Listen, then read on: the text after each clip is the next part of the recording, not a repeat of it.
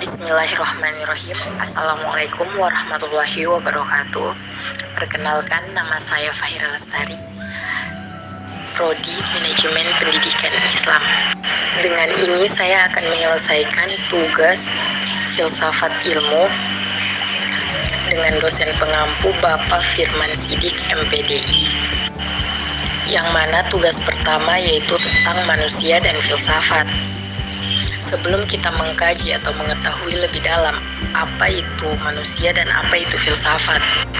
Apa itu manusia? Manusia adalah ciptaan Tuhan yang mana memiliki akal, yaitu adalah salah satu kelebihan yang dimiliki oleh manusia, oleh makhluk hidup dari tumbuhan atau hewan. Manusia atau orang adalah spesies primata dengan populasi yang terbesar, persebaran yang paling luas, dan dicirikan dengan kemampuannya untuk berjalan di atas dua kaki, serta otak yang kompleks yang mampu membuat peralatan budaya dan bahasa yang rumit. Itulah manusia dengan memiliki kelebihan akal atau pikiran. Selanjutnya, apa itu filsafat? Secara etimologis, filsafat berasal dari bahasa Yunani dari kata philo, berarti cinta, dan sophia yang berarti kebenaran. Sementara itu, menurut I.R. Pujawijana, philo artinya cinta dalam arti yang seluas-luasnya, yaitu ingin, dan karena ingin lalu berusaha mencapai yang diinginkannya. Sophia artinya kebijaksanaan, bijaksana artinya pandai, mengerti dengan mendalam. Jadi menurut namanya saja, filsafat boleh dimaknakan ingin mengerti dengan mendalam atau cinta dengan kebijaksanaan.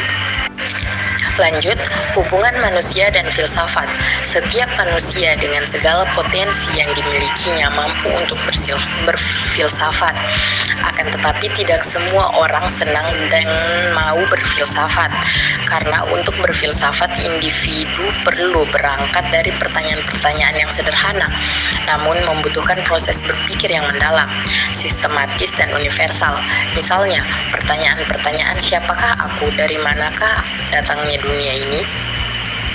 Melalui pertanyaan sederhana itulah individu akan belajar untuk merenungi secara lebih mendalam tentang siapakah dirinya, dari manakah dia berasal, untuk apa dia hidup, dan akan kemana setelah ia mati. Benarkah kehidupan setelah kematian itu ada? Setelah kita membahas manusia dan filsafat, selanjutnya ciri-ciri filsafat.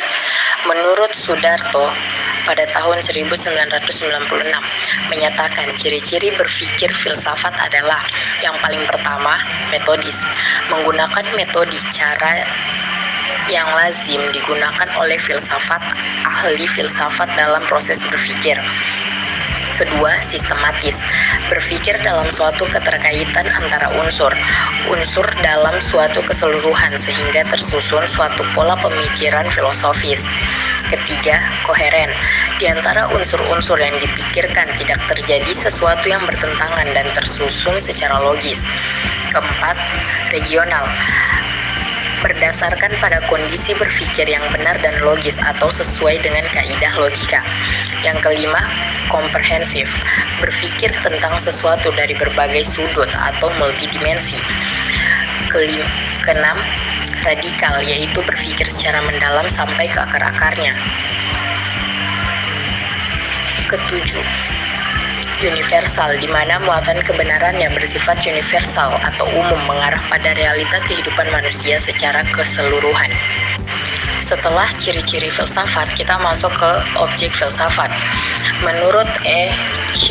Ewing dalam bukunya Fundamental Questions of Philosophy pada tahun 1962 mengatakan bahwa pokok filsafat adalah truth, yaitu kebenaran, matter, artinya materi, mind, pikiran, the relation of matter and mind, hubungan antara materi dan pikiran, space and time, ruang dan waktu, cause, sebab, freedom, kebebasan, monism versus pluralism, serba tunggal lawan serba jamak, dan God, yaitu Tuhan.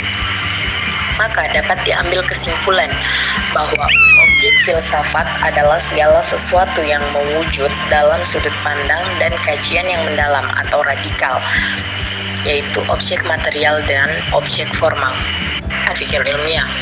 Berpikir ilmiah adalah menggunakan akal budi untuk mempertimbangkan dan memutuskan sesuatu, sedangkan ilmiah bersifat pengetahuan, memenuhi syarat kaidah ilmu pengetahuan.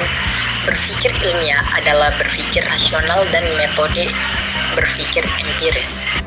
Jadi, berpikir ilmiah adalah berpikir yang logis dan empiris, di mana logis adalah masuk akal dan empiris adalah dibahas secara mendalam berdasarkan fakta yang dapat dipertanggungjawabkan. Selain itu, menggunakan akal budi untuk mempertimbangkan, memutuskan, dan mengembangkan. Contohnya, Kepler, seorang ahli astronomi, telah mencatat pengamatan yang banyak jumlahnya tentang posisi planet Mars. Catatan-catatan ini memberitahukan kepadanya tentang posisi Mars di ruang angkasa pada berbagai waktu selama bertahun-tahun dalam hubungannya dengan matahari pada suatu waktu tertentu. Masalah yang dihadapi Kepler ialah jalan edar mengitari matahari yang manakah yang harus ditempuh Mars agar berada pada titik-titik yang telah diamati di angkasa pada waktu-waktu yang setepatnya. Adapun langkah-langkah dalam berpikir ilmiah, yaitu 1. Merumuskan masalah, 2. Merumuskan hipotesis, 3. Mengumpulkan data, 4. Menguji hipotesis, dan yang terakhir adalah merumuskan kesimpulan. Jadi, kesimpulannya mengenai logika dan berpikir ilmiah dapat disimpulkan kita bisa mempelajari suatu nilai kebenaran. Manusia dituntut untuk bisa memanfaatkan wahana berpikir yang dimilikinya.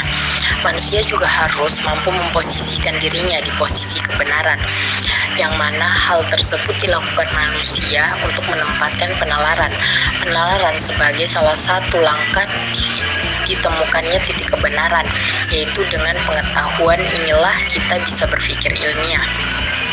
Dengan ilmu dan ilmu inilah yang membuat manusia bisa berpikir. Ini juga merupakan suatu proses pemikiran untuk menghasilkan suatu kesimpulan yang benar didasarkan pada pengetahuan yang dimiliki, di mana metode ilmiah berkaitan dengan gabungan dari metode dedukasi dan metode induksi. Jadi suatu proses pemikiran yang dapat dituangkan dalam pembuatan metode ilmiah dan juga membuktikan tentang penalaran yang melahirkan logika dibantu dengan metode-metode yang ada. Dengan demikian, materi tentang tema manusia dan filsafat dan tema kedua logika dan berpikir ilmiah. Sekian dari saya, mohon maaf bila ada salah kata. Terima kasih. Wallahul muwaffiq ila aqwamit thoriq. Wassalamualaikum warahmatullahi wabarakatuh.